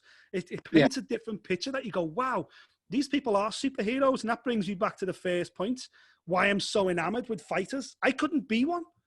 Wasn't in me. It's not in my DNA. I'm not made to be a prize fighter. I could have been a footballer. I truly believe I could have been a swimmer. I could have been a golfer. Hopefully one day I still will be a golfer. But it's not in there. I haven't got it in me. Sparring would terrify me. I stepped in front of a boxing ring in 2008 and boxed 3 rounds for charity against Shane Erie, former world champion who fought Mickey Ward, and legendary Liverpool boxer. That was just for charity. And honestly, I've never been so terrified in my life, and I've never been so exhausted in my life as I was prior to the first bell. Yeah. It was crazy. I was the fittest there's ever been in my life. And that year, I had a brilliant year. I got a year off from work, and I competed in 8 sports as a professional. So I played tennis against Pat Cash. I swam the River Mersey with an Olympian. I ran a marathon. I played rugby league for Widnes Vikings. I did all manner of stuff. I played basketball for Everton Tigers. I did everything as a professional in 8 sports. It was phenomenal, and I still can't believe I got the editor to sign off on it. But the tough, I rode the racehorse, banger. I'm 6'2". I rode the racehorse. It was unbelievable. I spent 4 months training as a jockey. Sensational. Banger. It was just on the flat, yeah. But I had to have a jump horse though, because the flat horses were too small for me. Yeah, they're only small. But again, nothing compared to making a ring walk for a boxing match in front of 1,600 people against the former world champion. And I'd sparred, I'd done it. In fact, JJ Metcalf, Shane Erie's son, gave me 2 black eyes in sparring in the build-up to it. I was sparring this. Maybe that's what it was. Maybe I shouldn't have sparred. His son probably gave him information. Yeah, like that happened. Do you think he needed it? Yeah, exactly. But of everything I ever did obviously a sport in terms of a hobbyist, but even that year at what could only be compared to a professional level, nothing compared to the anxiety, the exhaustion, the mental fatigue I experienced making that ring walk to a boxing ring. And then there was other factors involved. Obviously, I was a full-time boxing journalist, so of course there's pressures of not letting yourself down and looking like you should be doing it rather than being a dickhead. Like the tennis, fucking hell, I couldn't even get a save over the net at one stage because my arse had gone against Pat Cash, but I threw myself around the court and it was fun. But the boxing one, because it's my life, felt so much more. And even now, I still train now. I hit the bag regularly. I try and have a move around whenever I can and whatever else. But I'm enamored. I'm in awe of professional fighters, MMA and boxing, to this day. Because I don't class myself as a fighter. You know, I've had a couple of MMA fights, amateur ones, but I don't class myself as a fighter. They are a different breed. You know, you've done it. You've done it. You've made that walk, and you've competed. So you absolutely should. Sparring was against Asian Intercontinental WBC champion, like, and I cracked him with my first shot. Oh, and then he beat me up for the because you know the rules, don't you, in the gym? Oh, if you want to go that hard, that's how hard I'm going. He's hitting me. Absolutely. He's hitting me harder than the other people. You set the tone. You set the tone, you see. But again, you've done something 99.9% of the planet can't do, and that's make that walk and do and compete in front of an audience when you know, we all experienced on a very small scale what every single fighter on the planet experiences, and that's the nerves and the anxiety of weeks and hours and seconds and minutes leading up to the fact that you go, this could be the most embarrassing moments of my life. I could get Ben Askren there, you know, and everyone lives with that. That could happen to me right here, right now. And every fighter, I don't care whether you're a kid making his kid gloves debut on a boxing show, or you're Tyson Fury walking in to fight Deontay Wilder for the third time. Those nerves are the same. What makes them different is those nerves destroyed me. Those nerves, I couldn't live with them. You know, I'd be terrified of going sparring. I'd go to sparring, wouldn't eat all day, wouldn't sleep the night before. Sparring. And don't get me wrong, once sparring had finished, fucking hell, it's like when you get off a roller coaster, you feel 10 feet tall, you've never been happier in your life. But I couldn't get over that anxiety to even think about competing properly. So that's why when there's people like John Jones and people like Tyson Fury, who are just in their element. You know, I was in Vegas. I was ringside for Tyson Fury, Deontay Wilder too. I'd been around Tyson, all the build-up, and Wilder. Sorry? What was the atmosphere like for that fight? Incredible. Absolutely incredible. One of the best atmospheres I've ever experienced. Up there with when I covered Ricky Hatton and Manny Pacquiao, that was similar. Just electric. You know, everyone's talking about the fight. You're in the middle of Vegas on fight nights, the most intense place in the world when it's on. And you know it's on. And it was even better that it was at the MGM, not the new arena, because fuck all the history that's in the MGM, all the amazing fights that have been there. You're in the media room, the ballroom at the MGM, where you know so much is going on. You've got Radio Row going on, all the fighters are milling around, Andre Ward, and fucking everybody's talking about the fight. It's, you know, from a fight fan perspective, it's, oh my God, your balls are like this. The hair on the back and end, standing up, you're broadcasting for national radio, and you're like, this is the world. The world is, we're in a goldfish bubble, and most of the planet don't give a fuck. But right there and then you think, oh my God, well, I'm at the epicenter of the planet right now. It was amazing. And I felt that all week. And the fight itself, you're ringside, you're like, oh my God, the pressure now is just amazing. Lucky enough, we were backstage. We've seen the suit. We've seen the Tyson's walkout rig. We've seen and we're like, fuck, this is amazing. This is a landmark moment in fight sports history. And I'm here and I'm covering it. It's amazing. And then Tyson comes out being pushed out on that stage. And he's leaning against the barrier like fucking Del Boy leant on the bar in Only Fools and Horses. Not a care in the world, not a jot, not a nerve in his mind, not a hair out of place. And he's looking around, and you're at that moment, you're looking at that man thinking, you're not of this earth. You're not of this planet. How can you be so relaxed now? How have you got all them butterflies inside your stomach? And I guarantee he's got them. How have you got them butterflies to fly in formation, to relax you, for you to be so zen in that moment? That's a man that was born to fight. That's the man who was born with those gypsy genes as a professional fighter. Tyson Fury in that moment, I'm like, fucking hell, mate. You are one in a trillion. A very unique human being. And don't get me wrong, you know, I've seen AJ been that relaxed, and I've also seen AJ the way he was in New York, like a bag of nerves. I've never seen Tyson Fury like that, and that's what separates them. That's what separates great prize fighters, people like John Jones, Tyson Fury, AJ, you know, Carl Framptons. That's what separates them from the rest of the kids in the gym who also could have done it. So my entire life covering Tony Bellew, I don't remember him ever being the best in the gym. Uh-huh. But when he got in the ring, he was the best in the ring. Boom. I've met hundreds of thousands of fighters who people go, he'll be a world champion. And I'll watch him train. Fuck, you're right. Watch him handle world champions, be a world champion. When it matters on the night, when the bell goes and the lights go on and the cameras start rolling, there's a little bit too much of me in them. The nerves get to them. They panic. Yeah. They're not as cool. They're not as relaxed. They're not ready. They're not championship material. They are in the gym, but they're not when it matters most. And unfortunately, the only way you find that out is when you make that walk, when you get in there. For me, the best atmosphere I've ever experienced at a boxing match was Ricky and was it Eamon McGee, the Irish lad? That was best. It was the World Cup was on. It was like a football match. Yeah, it was like, that was even better than when he. I watched him fight Kostas Tszyu as well, and that I thought he'd have walked through walls that night. But that night with Eamon McGee, it was like they could have fought that in a phone box. They were in one corner all 12 rounds, I think, and the atmosphere was wild there. It was on that edge of this could go off at any moment in time now. Yeah. But it was just superb. Yeah, in terms of the UK, I was at both those fights. I think Ricky Hatton against Costa 2 was just fucking incredible. And you're right, he'd have beat anybody. And Costa 2 was the pound for pound number one on the planet that night, and Ricky Hatton took that mantle from him. So I absolutely agree with you. I think I was there for Calzaghe versus Jeff Lacey as well. That was very special. Oh, what a fight. Unbelievable. That's the best one-sided fight I've ever seen. That was just... To be there for that fight and to leave that arena at 5 o'clock in the morning, just drained. I was ringside for that. Yeah. That was just still amazing. Absolutely incredible.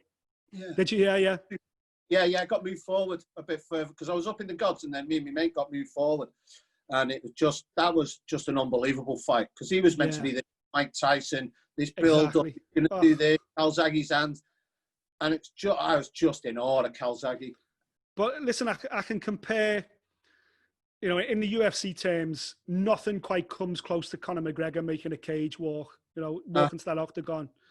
Yeah. Absolutely incredible. Conor McGregor in his return to Dublin. Oh my God.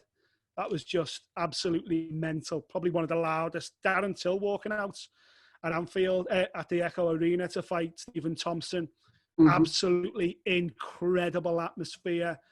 I've been super lucky. I've done a couple of Mayweather fights as well. Mayweather, the atmosphere is slightly different in the US. In fact, Ricky Hatton against Manny Pacquiao was like any Ricky Hatton fight times two, because it was probably 60% Filipino, 40% British for that one. Slightly more Filipinos. They turned out because they always do for Manny, and the atmosphere that night was just unbelievable. But then when I was there when Shane Mosley caught Mayweather as well in the early rounds and rocked him in their fight. And Mayweather was holding on. And Jesus Christ, that was mental. Because you were like, oh my God, Mayweather's going to get beat. It's going to happen. And Shane Mosley, the veteran's going to do it. So for a few seconds there, that was electric. But I was there when Anderson Silva got knocked out, got beat for the first time by Chris Weidman. That was incredible. Absolutely. I was front row for that. That was mental. And then Bisping against Anderson Silva in London when he got knocked out with the flying knee, but it was just after the bell. Yeah, he dragged him down. Oh, that was pandemonium. That was incredible. Definitely one of the best moments as well. So I've been super lucky, man. Were you there for it when he won the title? No, I wasn't ringside for that. No, I wasn't ringside for that. I was ringside. Randy Couture versus James Toney in Boston. Okay, that was mental, and that was weird because James, coming from a boxing background, seeing James Toney walk out and everyone booing him and stuff, because James Toney was one of the fucking greatest middleweights of all time in boxing, and I knew him from that, and I love James Toney for that reason. Donald McRae wrote one of my favorite books of all time, The Dark Trade. I'm part of The Dark Trade. amazing book. If anyone hasn't read it, go out and buy it. If you love boxing, you've got to read it. It's amazing. But part of that is Donald's relationship and the growth of James Toney. So I learned quite a lot about James Toney, the person, reading that book, as well as being a fan of him as a fighter. So see him make that walk to the octagon when he was completely underprepared. And then Randy Couture, the natural, fucking a demigod, Hall of Famer, UFC pioneer, getting cheered there. I felt kind of dirty because I'm like, oh, what am I watching here? What am I watching? And then Randy Couture put him down and beat the life out of him. And the man formerly known as James Toney, it was embarrassing. And I kind of come away. I remember at the time I was sitting next to Kev Francis, the old boxing journalist from the Daily Star. And we didn't even go to the post-fight press conference. We went for the beer afterwards because we were kind of, it was weird. We were kind of deflated, We'd been on the boxing beat together for about 10 years and we were both there witnessing this, what was being billed as like the handover of the mantle boxing, UFC takes over boxing. It wasn't that. It never would be that. No. But, we were both a bit like, oh, should we go and get a beer? This felt wrong. But yeah, crazy memories and long may they continue. But yeah, it's been a hell of a journey and hopefully, as I say, the big fights keep coming. The casual fans, please, we need more of it. Keep tuning in. We want football fans to watch fight sports. We don't care. It doesn't matter whether you've been watching MMA since the fucking, the Don Fry days or boxing since the bloody, the Eubank Ben days, or whether you've only just watched your first fight. It doesn't matter. If you love fight sport, please come and watch it, enjoy it, celebrate it, listen to Fight Disciples, and everyone's welcome, I say. Yeah, there's nothing like fights. It takes a different kind of person to do it. Nothing like it. Yep. Wicked, man. Thanks very much. I really appreciate your time. Anytime, my mate. Anytime. As you can tell, I like talking, so any opportunity. Same here. That's why this is difficult for me because I'm having to let other people talk. It's sort of like the amount of times I'm trying not to jump in on you. But no. If people are giving you shit about being biased, no, keep it up, man. I love it. I love, especially what the three of you do on open mat. I think the dynamic there that you've got is brilliant. Like Dan's sort of, quite straight on it. You're there, really excited, but with good technical stuff as well. And Adam links it all up really well, doesn't he? You know what I mean? I think that's a great trio that you've got there. Yeah, I really enjoy watching. Absolutely. Honestly, I feel so blessed. And professionally, as I said, I've been doing this 22 years and I've worked with some amazing people, amazing editors. Tris Dixon was my editor at Boxing News. I've got so much respect for Tris, and I worked alongside Matt Christie, who's there now, who's the editor now. And when I worked at Liverpool Echo, I worked with some sensational journalists there as well who've gone on to do incredible things and continue to do incredible things in the world of sport across many things, Formula One as well as football and everything else. But, and in Fighters Only, as I say, I worked with I am happy to say I employed quite a lot of really good minds there and spoke to some amazing coaches, and there was a real good infrastructure in terms of my development there. I've been so lucky. But I have to say the people I work with now, and I'm being biased, of course, but the people I work with now, not just the broadcasters, but, meeting Adam Catchell, for me, the best presenter in sports, period. Again, I'm biased, so I don't give a fuck. Was kind of like a life-changing moment. I've only known him 4 years, believe it or not, but we get on like we're best mates. We're like brothers. And Dan Hardy's the best mind in MMA, period. And it's nice to hear that you think that, I play a role in there because I'm in all of those guys. Adam is literally the best presenter I've ever worked with. He's so professional, but he's so natural. He's brilliant at what he does. And he makes it feel like it's just the 3 years having a conversation. And that helps me so much. And then Dan, Jesus Christ, there's not a thing in this sport that Dan doesn't know, hasn't done, doesn't know inside and out. He is just like a super brain. And as I say, my role, I'm glad you said it, Roy, because I feel like my role is to be you and every other fan out there that watches MMA to get excited and go, bloody hell, this is brilliant. Like, can't believe we're here, can we? This is fantastic. And hopefully that does translate. And I'd like to think I'm a little bit of a voice for the fans, even though a lot of fans may think I talk shit or I'm a little bit biased. That's cool, because we don't all have to agree on everything, do we? If as long as they're writing comments, that doesn't matter, does it? Exactly. What I mean? It's that they're watching. Exactly. As long as they're watching. Most people who are watching won't write comments if they like it. You know what I mean? It's just people. It's like so much of that nowadays, isn't there? You know what I mean? Sometimes I've written a few comments because I really do like it. when you first started watching it. It wasn't that long ago, and it was like, wow, it's refreshing, you know, because it is. It's for us. It's for British fans. You know, it's Yeah. it's the UK's own UFC content. It's for us. Instead of always taking the US stuff and always taking the US feed, you know, I think if you're paying a BT subscription or if you're listening to TalkSport to listening to UFC, you know, you deserve to hear content made for you. If you're paying BT to have UFC, I think you deserve to be getting UFC for you, not what they're putting out to everybody else. And hopefully this is the Open Mat is the start of more and more. And listen, I know John and Dan do the commentary as well for the MMA fights and stuff. Brilliant. Yeah, I'm all for that. And hopefully they continue pushing, because Open Mat hopefully is just the beginning. I think there's so much more we could do. I'd love to do a fan show, like a Soccer AM style show for MMA, or even MMA and boxing for BT Sport. I think that'd be fantastic, and that's something we've spoke about in the past. So watch this space. Hopefully, it's just the beginning. And you know, I know I've got a bit of a face for radio, but you never know. Might see a bit more TV. Hey man, look at this, Greg. I find it different. I've got to remember to smile, because I always look like that, always reading, and I'm not. I remember I stood outside the fights one night when I was doing some official work, and I stood out like that, and the fella's taking photos, so I start smiling, and he's like, "No, look mean." I don't want to look mean. I want to be friendly.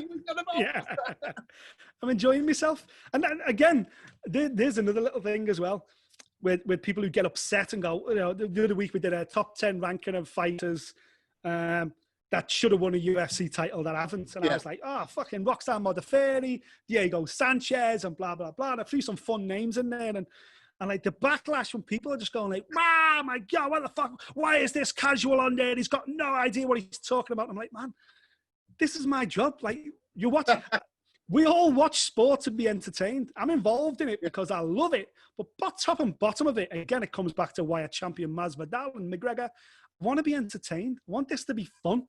Like, that's all part of it. You know, life's too short, man. If you can't go through life with a smile on the face, you know, I feel so sorry when friends of mine as well, when I hear they work on building sites all day, listen, when I used to stack shelves in Tesco, I did it with a smile on my face. I was always getting told off by the store manager for singing while I was stacking the shelves. But I was like, man, if I'm going to do this job, I'm going to do it with a smile on my face. And if I need to sing to get through the day, or if I'm going to have a little bit of a fucking, you know, bit of banter with people who are doing their shopping or whatever it may be, that's just who I am. You know, I refuse to go through life with a miserable face on.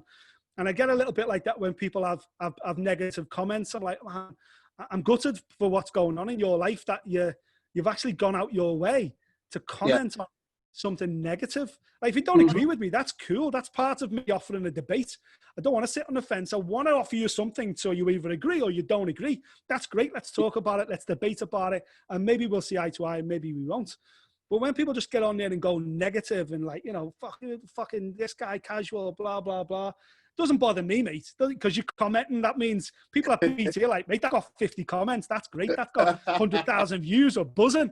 Doesn't matter that the comments, all 50 of them go, fucking Nick Peet, he's a knobhead, he's a casual. Doesn't bother me, mate, because BT want me to keep rocking and rolling. So, mate, it pays my mortgage. I'm buzzing. I'm doing what I love. I'm lucky. Keep it up, man. I love it. I love what you're doing. That dynamic between the three of you is excellent. Like, it's superb. Man. Very lucky. Dream team. Yeah, it's good. I love it. Without going on too much about it. Like, so thanks very much for today. Really appreciate it. So anytime, my mate. Anytime. Peace out. Thanks a lot. Take care. All the best.